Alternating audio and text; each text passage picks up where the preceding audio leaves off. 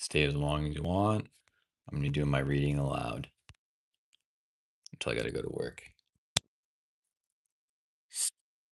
Shrink that down. There. All right, here we go. Laptop. I already ate my breakfast. Had egg quiches and some hash browns.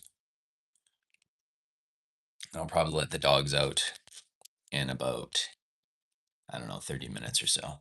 So let's dive right in.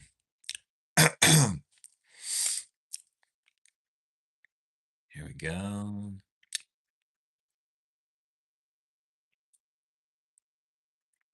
And I'll turn on some no copyright binaural beats for focus.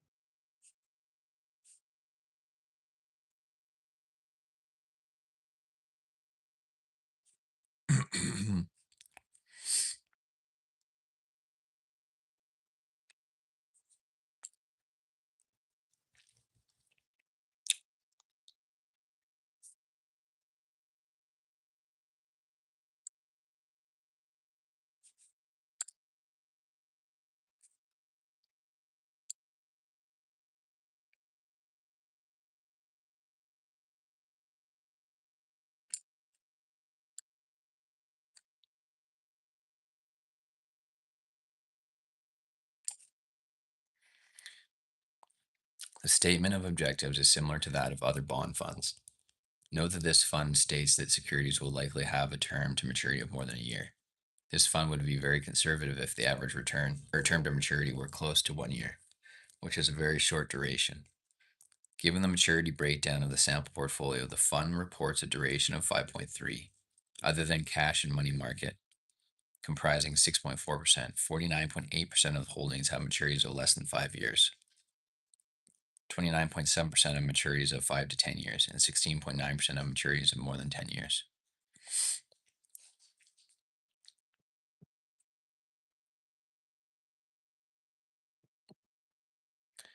Typical bond fund sectors. Money market securities, 4%.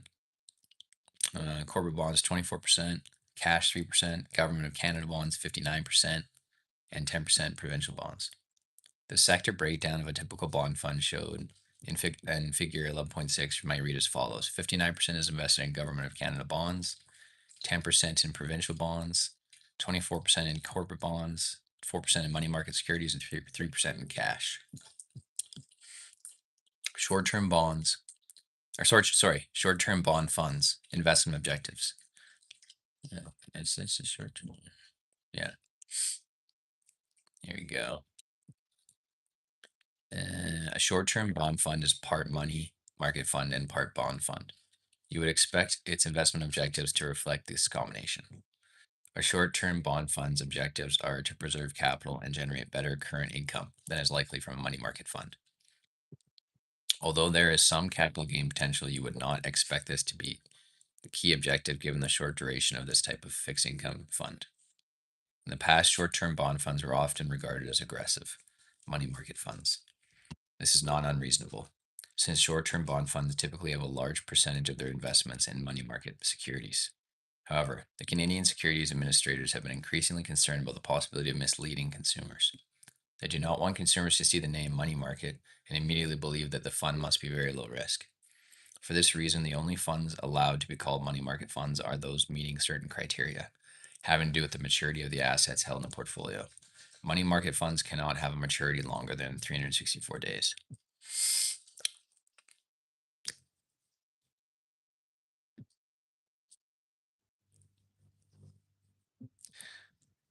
Funds consisting of short-term domestic and foreign government bonds can have different objectives, risk levels, and investment strategies.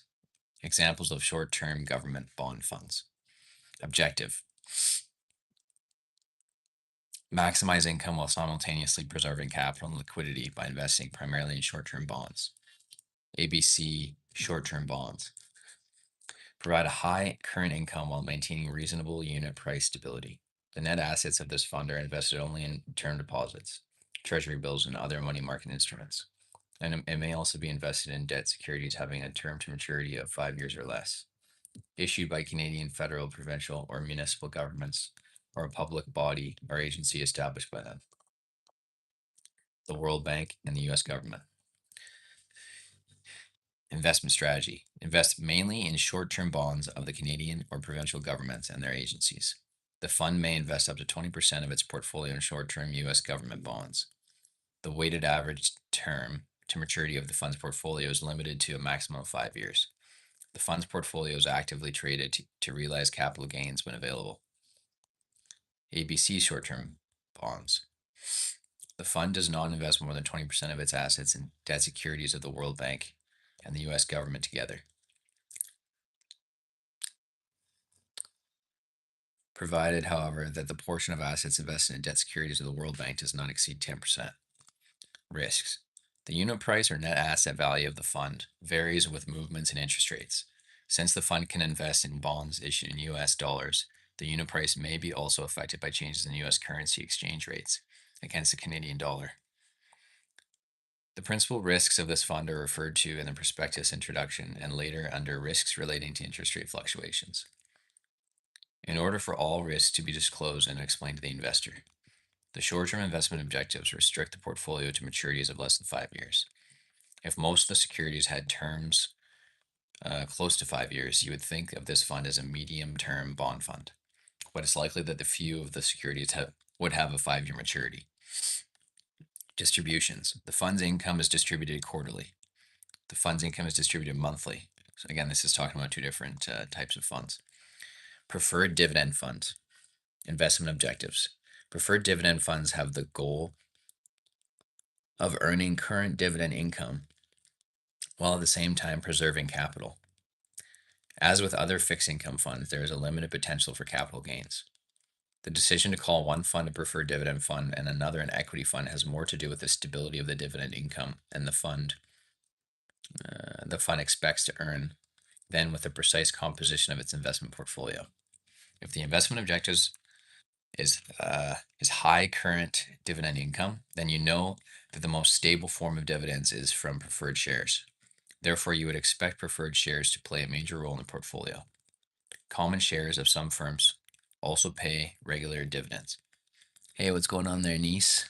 Welcome. Hit subscribe if you're new here. I'm doing some studying for mutual funds course. Reading of chapter 11, almost done chapter 11.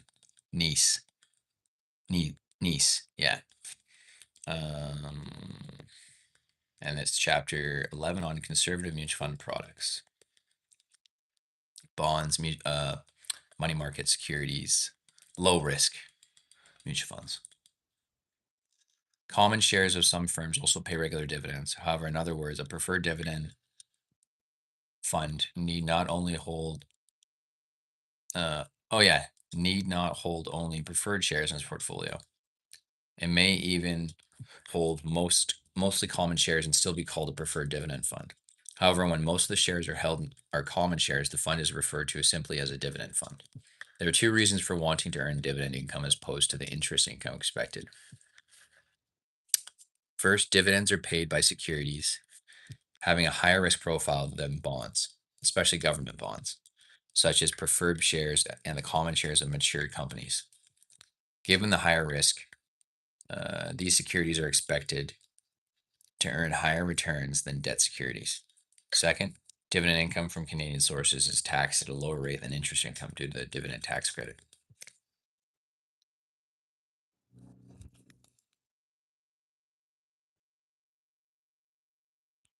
Made by Facemoji AI. Interesting.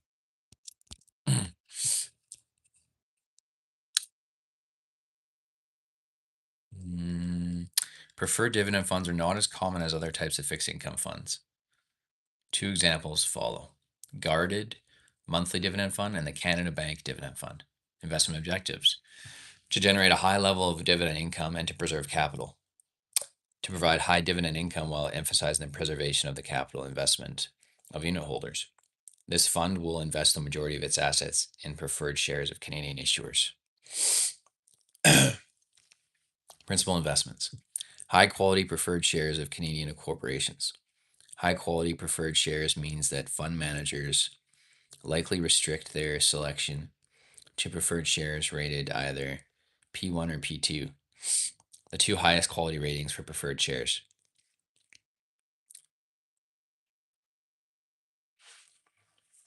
The investment objectives are reflected in the makeup of the December 31st, 20XX portfolio. 64.2% of the portfolio is invested in different preferred 1 and preferred 2 shares. 11% of the preferred shares are floating rate rather than a fixed rate.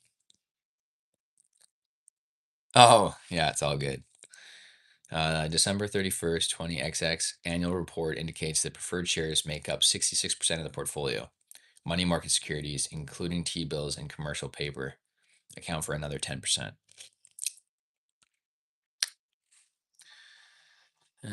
Principal risks: the P1 and P2 preferred shares ratings reduce significantly the default risk of the portfolio. The principal risk is the variability in value due to interest rate risks. The principal risks referred to in their introductory paragraph are completed by risks relating to financial markets fluctuations and risks relating to interest rate fluctuations. Distributions: pays dividends monthly from the fund's income, capital gains, or from capital. The fund will generally distribute enough in capital gains dividends so that it receives refunds of all tax it would otherwise pay. The requirement of generating dividend income from Canadian corporations is there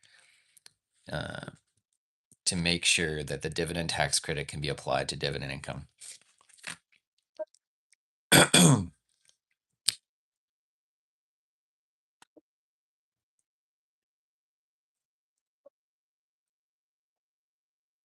Mm,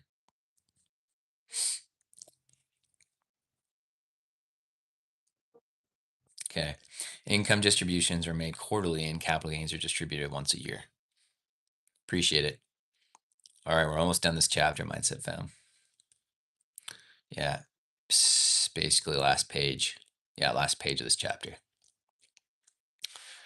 Note that you must look at the objectives and portfolio of a fixed income fund, not just the name, to determine if it actually is a preferred dividend fund, as described in this section or some other type of fund. Case study: a preference for preferreds, using preferred dividend funds to generate tax effective income.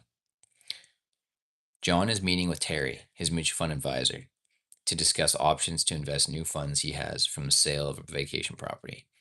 Retired, John lives off of the income produced by his investment portfolio. He is a conservative investor who values low volatility and income focused investments over high volatility and capital growth focused bonds.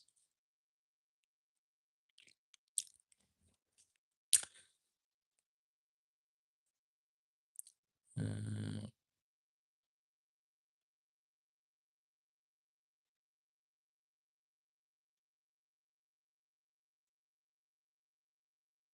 right. Okay. Terry has structured John's portfolio so that it is made up of mostly income producing mutual funds, such as traditional bond and mortgage funds. He has also made sure that John's portfolio has a portion of it in money market funds to meet short term cash flow and any emergency needs.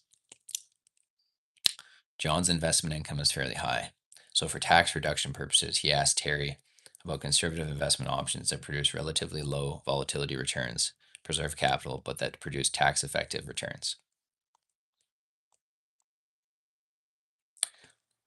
Terry explains that preferred dividend funds would be an ideal fit for John's portfolio given his stated desire for a stable income producing investment that produces tax effective income.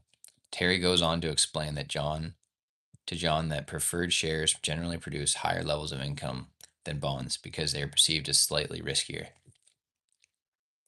For instance, companies must pay bondholders the interest payments owed on the bonds before paying dividends to preferred shareholders. However, Terry explains that the fund he would recommend to John only purchases top rated blue chip companies, preferred shares with excellent track records of paying their dividends.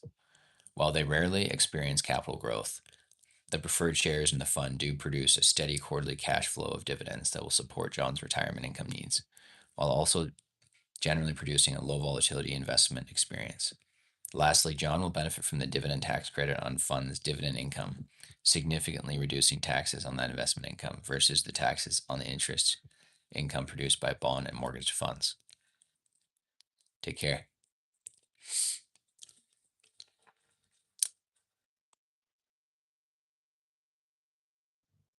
Who's that? Baboona. Welcome to live. Thanks for tuning in.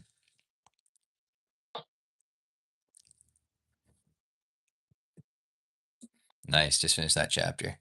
From Canada.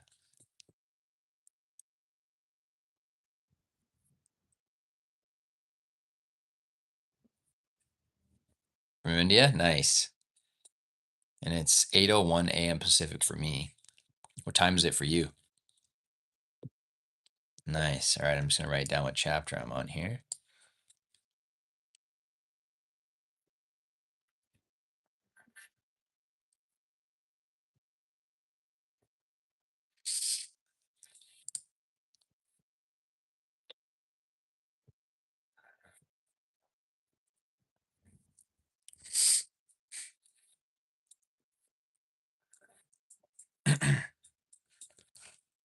Mm.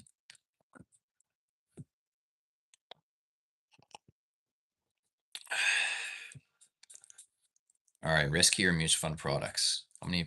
Let's see how many pages are in this chapter.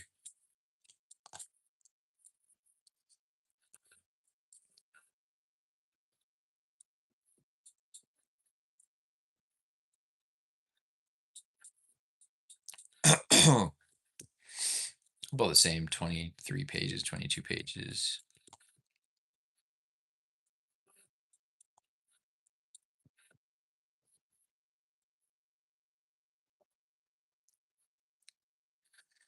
This chapter covers riskier mutual fund products ranging from equity and balanced mutual funds, which are toward the middle of the risk return spectrum,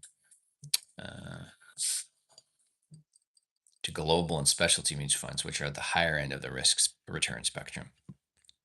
Mutual fund sales representatives should not, however, rely on a fund's name or categorization to determine its suitability for clients. Instead, you must do your homework and take a close look at the mutual fund's fund facts document, prospectus, and an annual report. A balanced fund may turn out to be a high risk product if it is slanted aggressively towards equities, while a specialty fund may be lower risk because of its investment objective and portfolio composition. What are equity mutual funds? Equity mutual funds invest in the common and preferred shares of publicly traded companies. Equity mutual funds as a group have the goal of earning capital gains, sometimes with a current dividend income component. They are the riskiest of the three basic mutual fund types: money market, fixed income, and equity funds, and are suitable primarily for clients with longer investment time horizons. It is difficult to discuss equity mutual funds as one mutual fund category.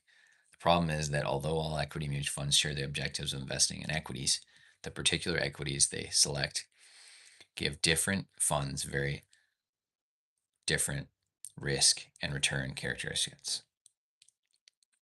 This chapter examines Canadian equity mutual funds in terms of three fairly distinct types: standard equity funds, equity growth funds, and equity index funds.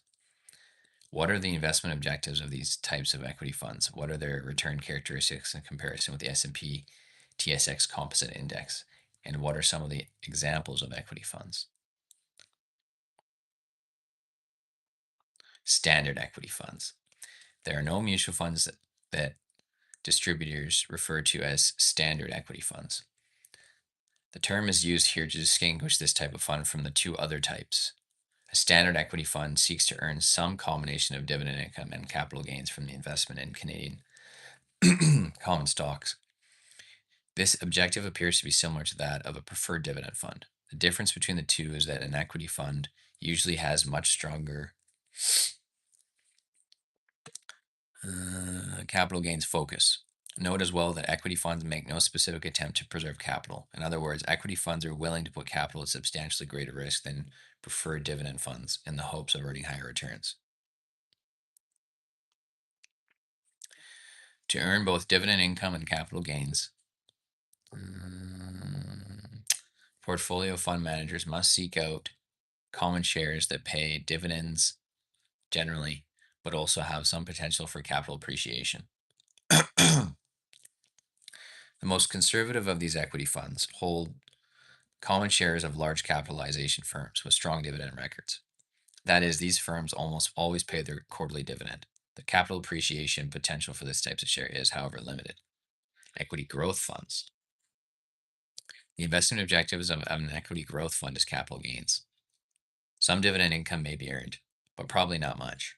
Equity growth funds seek out smaller firms that do not have the financial ability to pay dividends. They need all the funds they can obtain in order to grow. If these firms are successful, their share prices should increase to reflect the growing value of the firm. The key risk factor that equity growth funds presents to you and your clients is that smaller growing firms have a greater potential for failure than larger, well-established firms. In addition, these growth firms often trade at a very high price earnings ratio. Recall that the PE ratio is the price paid for a share relative to the profit earned per share. This tends to make a growth firm's share price particularly volatile, causing equity growth funds to have a lot of volatility. As with standard equity funds, equity growth funds can be conservative or aggressive for their class. An aggressive growth fund invests exclusively in smaller, lesser known firms. Sometimes these types of funds are called small cap funds.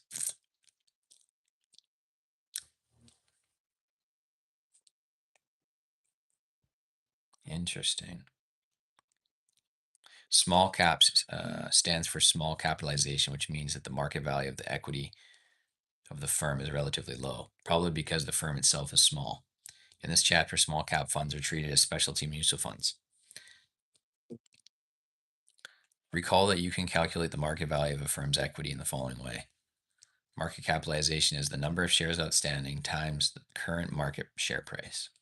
In contrast to aggressive growth funds, more conservative equity growth funds seek out small, growth-oriented firms that have higher market capitalization than small cap funds. Equity index funds. An equity index fund has the goal of replicating the movements of a market index. This is how I invest myself. In Canada, that particular index is often the S&P or TSX Composite Index. Equity index funds intend to do this by constructing an investment portfolio that has similar weightings to the index it tries to replicate. For example, if company ABC represents 4% of the chosen index, the equity index would include 4% of the company ABC's shares, and so on for most of the stocks represented in the index. Index funds generally do not hold all the stocks represented in the index they try to replicate. Some very illiquid stocks, or those that have a very small weighting in the index, may not be included in the index fund. Equity index funds typically generate capital gains and are also likely to earn a certain amount of dividend income, simply because some of the stocks in the index will pay dividends. This is not always the case, however. Some equity index funds do not own equities at all. Instead, they hold risk-free investments like T-bills and purchase derivatives that closely replicate the index's return. An index fund can construct its portfolio by buying Canadian T-bills and S&P TSX 60 index futures. The return from that combination of T-bills and futures will mimic the return on the index, but the returns will be made up of interest income from the T-bills and futures contracts, not from dividends and capital gains on the stocks underlying the index. Equity index funds appeal to clients who believe strongly in market efficiency and think that portfolio managers generally lack the skills to beat the markets consistently. There is the added benefit of lower management fees due to the fact that the equity index funds are easier to construct and manage than other types of equity funds. As a result, investing in an index fund is a lower cost way for your clients to pursue a passive investment strategy. An alternative to index funds are exchange traded funds. These are discussed in greater detail in Chapter 13. In Canada, ETFs are traded on the Toronto Stock Exchange and are bought and sold through appropriately licensed investment advisors or discount brokers.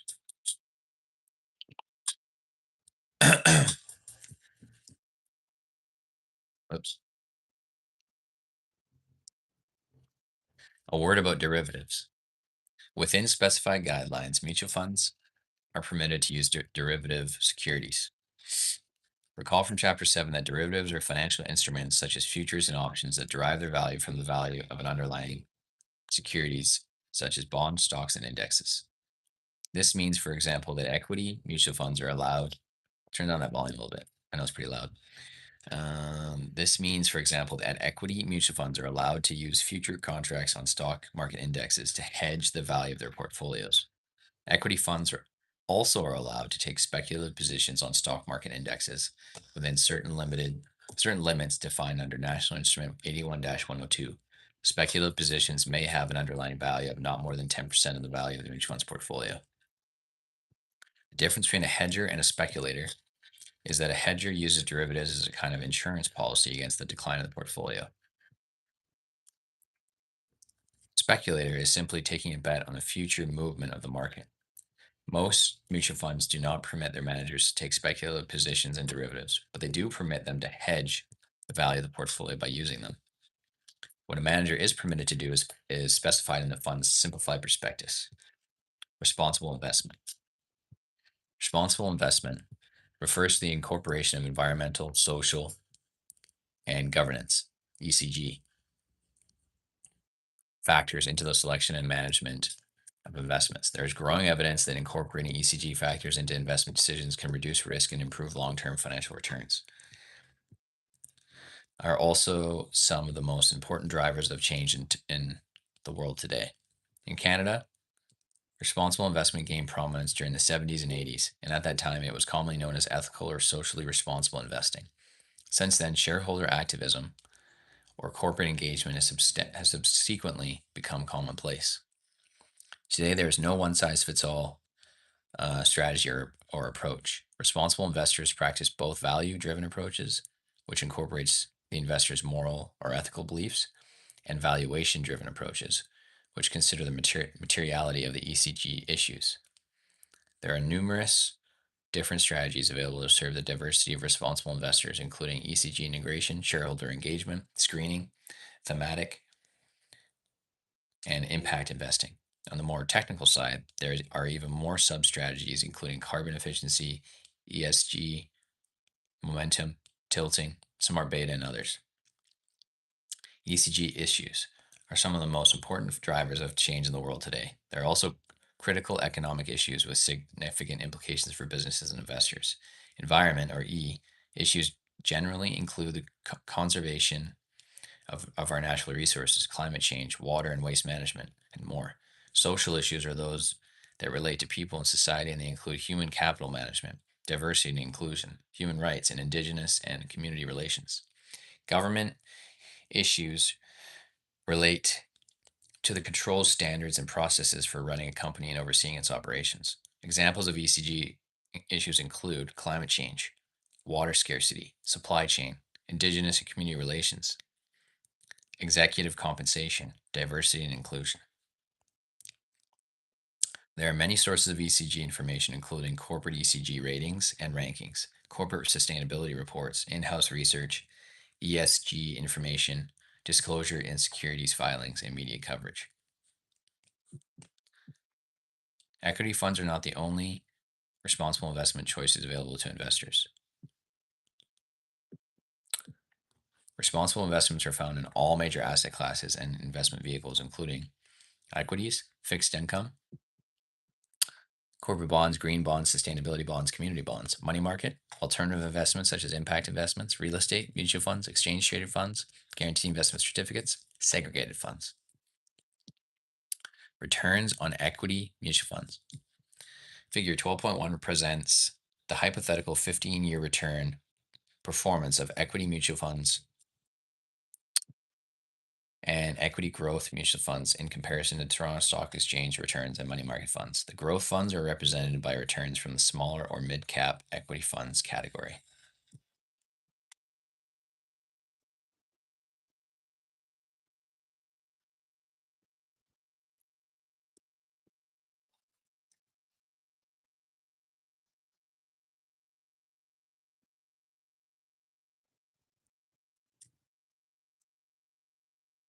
The average return performance of both types of equity funds parallels that of the S&P TSX index, and both are much more volatile than the returns on money market funds. In addition, the data indicate the average return was 3.9%, and the average return on equity funds was 6.2. The average return on money market funds over the same period was 3.2. The average performance of equity growth funds was 6.6.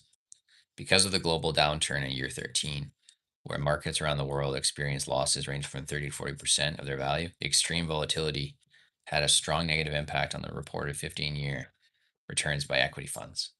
Hypothetical examples of equity funds. The following examples compare three different types of equity funds: blue chip, growth, and index funds, in terms of their investment objectives, portfolios, and investment strategies. Crystal Canadian Blue Chip Fund is to seek the greatest potential returns while accepting the greatest volatility. Crystal Canadian Blue Chip Fund maintains a diverse portfolio of equity securities of Canadian companies listed on Canadian stock exchanges that are considered likely to benefit from prevailing and anticipated economic conditions. This investment objective is entirely consistent with that of a standard equity fund. Note that the fund will only invest in exchange-traded funds as opposed to over-the-counter stocks. This suggests a conservative approach, since stocks traded over the counter may be less liquid and their prices also may not reflect the most current information. The portfolio of the fund is summarized below and presented in figure 12.2. Note that the Canadian equities account for 96% of the portfolio. Short-term notes account for the rest. For a typical breakdown of equities within the various industries, see the example of the growth company fund that follows this one. I think we're going to leave it there, Mindset Fam. We did about 30 minutes. We finished the last chapter. We have started the next chapter, 12-7, on chapter 12.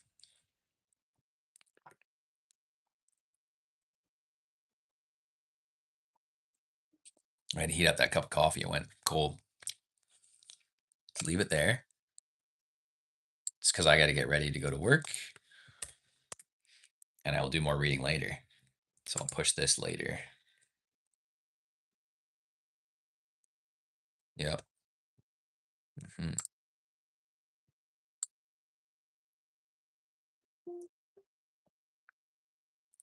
Yeah, there we go. Okay.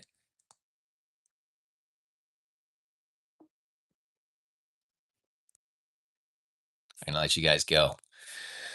Did our little study session. It will be longer tomorrow, I promise. It's just takes me a while to wake up, and it was up just before 7 a.m. Pacific. So appreciate being here. Appreciate you tuning into the study session. And you guys, with your guys' help, I'm gonna pass this course, and we're gonna get it done. And there's only 6 more chapters, so it's gonna be a lot of it. The rest of it is about, it ends with ethics and compliance, and in between chapter 12 and chapter 18, there's also just the rest of breaking down the different types of mutual funds. So I'll see you guys at lunch.